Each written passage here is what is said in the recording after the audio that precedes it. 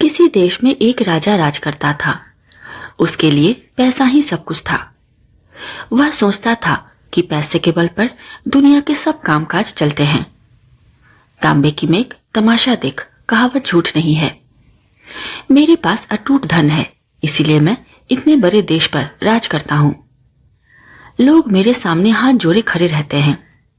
चाहूं तो अभी रुपयों की सड़क तैयार करा दूं। आसमान में सिर उठाए खड़े इन पहाड़ों को खुदवाकर फिकवा दूं। पैसे के बूते पर मेरे पास एक जबरदस्त फौज है। उसके द्वारा किसी भी देश को क्षण भर में कुचल सकता हूं। वह सबसे यही कहता था कि इस संसार में धर्म, कर्म, स्त्री, पुत्र, मित्र, सखा सब पैसा ही है। राजा सिर से पैर तक पैसे के मद में डूबा था, परंतु उसकी रानी बड़ी बुद्धिमती थी। वह पैसे को तुच्छ और बुद्धि को श्रेष्ठ समझती थी। रानी की चतुराई के कारण राज का सब कामकाज ठीक रीति से चलता था। उसका कहना था कि दुनिया पैसे के बूते उतनी नहीं चलती जितनी बुद्धि के बूते पर, लेकिन राजा के सामने साफ बात कहने में संकोच करती थी। एक दिन राजा ने पूछा, रानी सच कहो, दुनिया में बुद्धि बड़ी या पैसा? रानी बड़े असमंजस में पड़ी। सोचने लगी, सत्य का मुख रूखा होता है। राजा के मन में जो पैसे का मूल्य बसा था उसे वह अच्छी तरह जानती थी। कुछ उत्तर तो देना ही था। वह बोली, महाराज, यदि आप सच पूछते हैं तो मैं बुद्धि को बड़ा समझती हूँ। बुद्धि से ही पैसा आता है और बुद्धि से ही सब काम चलते हैं। बुद्धि न हो तो सब खजाने यूं ही लुट जाते हैं, राजपाट चौपट हो जाते हैं। पैसे के इस प्रकार निंदा सुनकर राजा को बहुत गुस्सा आया और बोला, रानी, तुम्हें अपनी बुद्धि का बड़ा घमंड है। मैं देखना चाहता हूं कि तुम बिना पैसे के बुद्धि के सहारे कैसे काम चलाती हो। ऐसा कहकर उसने रानी को नगर के बाहर एक मकान में रख दिया। सेवा के लिए 2-4 नौकर भेज दिए। खर्च के लिए न तो एक पैसा दिया और न ही किसी तरह का कोई सामान। रानी के शरीर पर जो जेवर थे वे भी उतरवा लिए।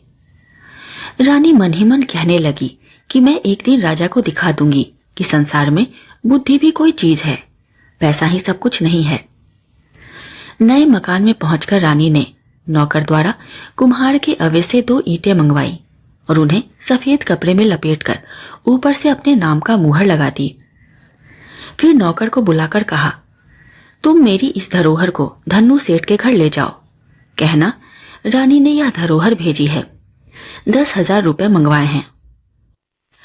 कुछ दिनों में तुम्हारा रुपया सूद के साथ लौटा दिया जाएगा और धरोहर वापस कर ली जाएगी। नौकर सेठ के यहाँ पहुंचा। धरोहर पर रानी के नाम की मुहर देखकर सेठ समझा कि इसमें कोई कीमती जवाहर होंगे। उसने 10,000 रुपए चुपचाप दे दिए। रुपया लेकर नौकर रानी के पास आया। रानी ने इन रुपयों से व्यापार शुरू किया। नौकर चाकर लगा दिए। रानी देखरेख करने लगी। थोड़े ही दिनों में उसने इतना पैसा बना लिया कि सेठ का रुपया चुक गया और काफी पैसा बचा रहा। इन रुपयों से उसने गरीबों के लिए मुफ्त दवा खाना, पाठशाला तथा अनाथालय खुलवा दिए। चारों ओर रानी की जय जयकार होने लगी। शहर के बाहर रानी के मकान के आसपास बहुत से मकान बन गए और वहां अच्छी रौनक रहने लगी। इधर रानी के चले जाने पर राजा अकेला रह गया। रानी थी तब वह मौके के कामों को संभाले रहती थी, राजकाज में उचित सलाह देती थी। धूर्तों की दाल उसके सामने नहीं गलने पाती थी।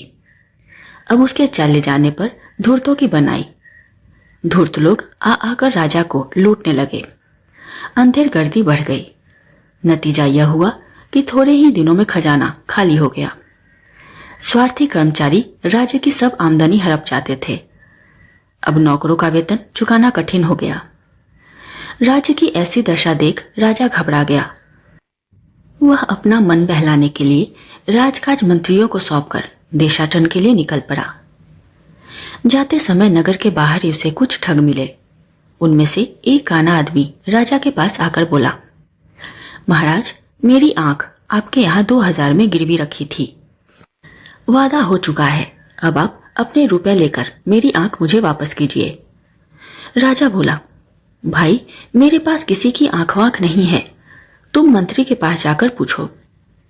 ठग बोला, महाराज मैं मंत्री को क्या जानूं, मैंने तो आपके पास आंख गिरवी रखी थी, आप ही मेरी आंख दें।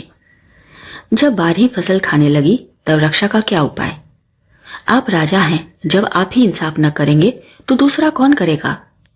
आप मेरी आंख न देंगे तो आपकी बड़ी बदनामी होगी। राजा बड़ा परेशान हुआ। बदनामी से बचने के लिए उसने जैसे तैसे 4000 रुपए देकर उसे विदा किया। कुछ दूर आगे चला था कि एक बूढ़ा आदमी उसके सामने आकर खड़ा हो गया। पहले के समान वह भी कहने लगा, महाराज मेरा एक कान आपके यहां गिरवी रखा था, रुपया लेकर मेरा कान मुझे वापस कीजिए। राजा ने उसे भी रुपया देकर विदा किया। इस प्रकार रास्ते में कई ठग आए और राजा से रुपया ऐंठ कर चले गए। जो कुछ रुपया पैसा साथ लाए थे वह ठगों ने लूट लिया। वह खाली हाथ कुमारी चौबोला के देश में पहुंचे। कुमारी चौबोला उस देश की राजकन्या थी। उसका प्रण था कि जो आदमी मुझे जुए में हरा देगा उसी से विवाह करूंगी। राजकुमारी बहुत सुंदर थी। दूर दूर के लोग उसके साथ जुआ खेलने आते थे और हारकर जेल की हवा खाते थे। सैकड़ों राजकुमार जेल में पड़े थे। मुसीबत के मारे यह राजा साहब भी उसी देश में आ पहुंचे। चौबोला की सुंदरता की खबर उनके कानों में पड़ी तो उनकी इच्छा उसके साथ विवाह करने की हुई। राजकुमारी ने महल से कुछ दूरी पर एक बंगला बनवा दिया था। विवाह की इच्छा से आने वाले लोग इसी बंगले में ठहरते थे। राजा भी उस बंगले में जा पहुंचा। पहरेदार ने तुरंत राजकुमारी को खबर दी। थोड़ी देर बाद एक तोता उड़कर आया और राजा की बाह पर बैठ गया। उसके गले में एक चिट्ठी बंधी थी जिसमें विवाह की शर्तें लिखी थी। अंत में यह भी लिखा था कि यदि तुम जुए में हार गए तो तुम्हें जेल की हवा खानी पड़ेगी।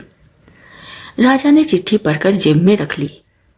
थोड़ी देर बाद राजा को राजकुमारी के महल में बुलाया गया। जुआ शुरू हुआ और राजा हार गया। शर्त के अनुसार वह जेल भेज दिया गया। राजा की हालत बिगड़ने और नगर छोड़कर चले जाने का समाचार जब रानी को मालूम हुआ तो उसे बहुत दुख हुआ। राजा का पता लगाने वह भी परदेश को निकली। कुछ ही दूर चली थी कि वही पुराने ठग फिर आ गए।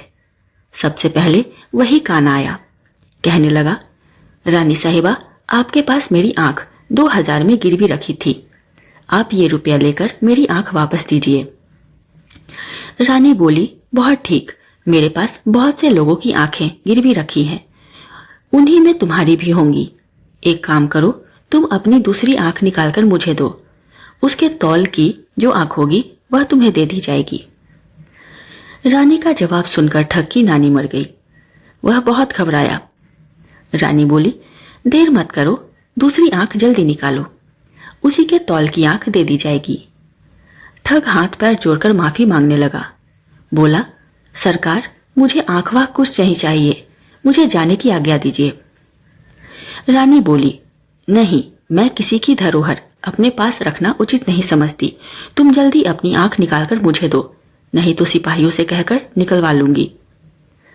अंत में ठग ने विनती करके 4000 रुपया देकर अपनी जान बचाई। यही हाल बूढ़े का हुआ। जब उसने देखा कि रानी का नौकर दूसरा कान काटने ही वाला था तो उसने भी 4000 रुपया देकर रानी से अपना पिंड छुड़ाया।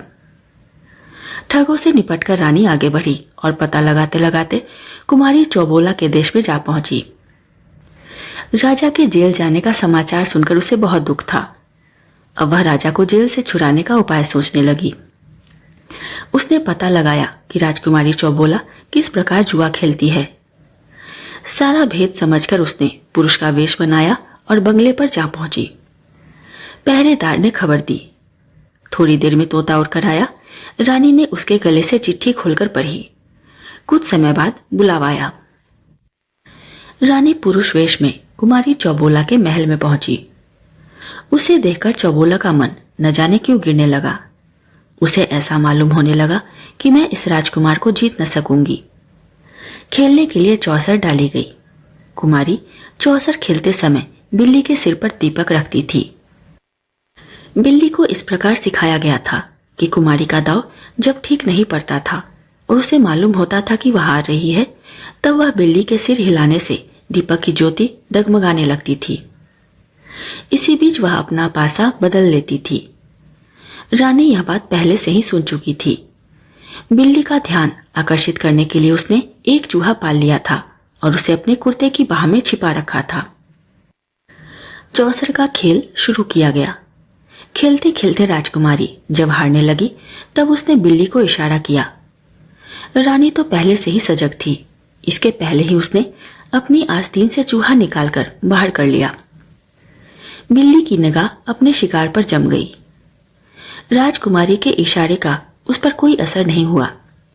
राजकुमारी के बार बार इशारा देने पर भी बिल्ली टस से मस न हुई। थक कर राजकुमारी हार गई। तुरंत सारे नगर में खबर फैल गई। राजकुमारी के विवाह की तैयारियां होने लगी। रानी बोली, विवाह तो शर्त पूरी होते ही हो गया, रहा भांवरे पड़ने का दस्तूर वह घर चलकर कर लिया जाएगा। वहीं से धूमधाम के साथ शादी की जाएगी। चौबोला राजी हो गई। पुरुष वेशधारी रानी बोली, एक बात और है, यहां से चलने से पहले उन सब लोगों को जिन्हें जेल में डाल रखा है छोड़ दो, लेकिन पहले एक बार उन सबको मेरे सामने बुलाओ। कैदी सामने लाए गए। हर एक कैदी की नाक छेद कर कौड़ी पहनाई गई थी।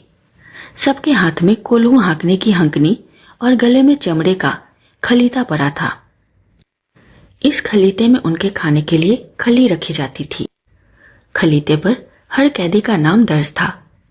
इन्हीं कैदियों के बीच रानी के पति राजा साहब भी थे। रानी ने जब उनकी ये दशा देखी तो उसका जी भर आया। उसने अपने मन के भाव को तुरंत छिपा लिया। सब कैदियों की नाक से कौड़ी निकाली गई। नाई बुलाकर हजामत बनवाई गई। अच्छे कपड़े पहनाकर उत्तम भोजन कराकर उन्हें छुट्टी दे दी गई। राजा ने उस राजकुमारी की जय बोलकर सीधी घर की राह पकड़ी। दूसरे दिन सवेरे रानी राजकुमारी चौबोला को विदा कराकर हाथी घोड़े दास दासी और धन दहेज के साथ अपने नगर को चली। रानी पुरुष वेश में घोड़े पर बैठी आगे आगे चल रही थी। पीछे पीछे चौबोला की पालकी चल रही थी। कुछ दिन में वह अपने नगर में आ पहुंची और नगर के बाहर अपने बंगले में ठहर गई। राजा जब लौटकर अपने नगर में आए तो देखते क्या है कि रानी के मकान के पास औषधालय, पाठशाला, अनाथालय आदि कई इमारतें बनी हैं। देखकर राजा अचंभे में आ गया।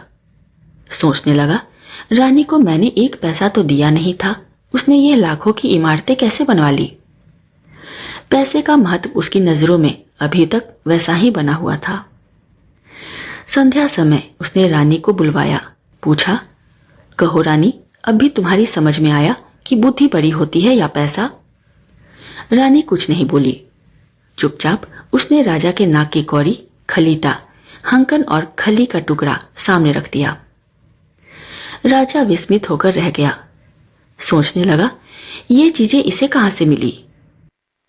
इतने में रानी ने कुमारी चौबोला को बुलाकर उनके सामने खड़ा कर दिया। अब राजा की आंखें खुली। वह समझ गए कि चौबोला की कैद से छुड़ाने वाला राजकुमार और कोई नहीं, उसकी बुद्धिमती रानी ही थी। राजा ने लज्जित होकर सिर नीचा कर लिया। फिर कुछ देर सोचकर कहने लगा, रानी, अभी तक मैं बड़ी भूल में था, तुमने मेरी आंखें खोल दी। अभी तक मैं पैसे को ही सब कुछ समझता था, पर आज मेरी समझ में आया कि बुद्धि के आगे पैसा कोई चीज नहीं है। शुभ मुहूर्त में चौबोला का विवाह राजा के साथ धूमधाम से हो गया। दोनों रानियां मिलजुल कर आनंद पूर्वक रहने लगी। कहानी का संदेश, धन नश्वर है, बुद्धि अमर। बुद्धिमान व्यक्ति विपत्ति में भी मार्ग निकाल लेता है, जबकि मूर्ख धनवान भी संकट में डूब जाता है। सच्ची संपत्ति बुद्धि और विवेक है, जो हर परिस्थिति में मनुष्य की रक्षा करती है। अहंकार पतन का कारण है। राजा ने जब धन का घमंड किया तो वही धन उसके विनाश का कारण बना। स्त्री की बुद्धिमत्ता और सूझबूझ परिवार व राज्य दोनों की रक्षा कर सकती है। अगर आपको ये कहानी पसंद आई हो तो इसे लाइक करें, शेयर करें और ऐसी ही और प्रेरक कहानियां सुनने के लिए चैनल को सब्सक्राइब करें।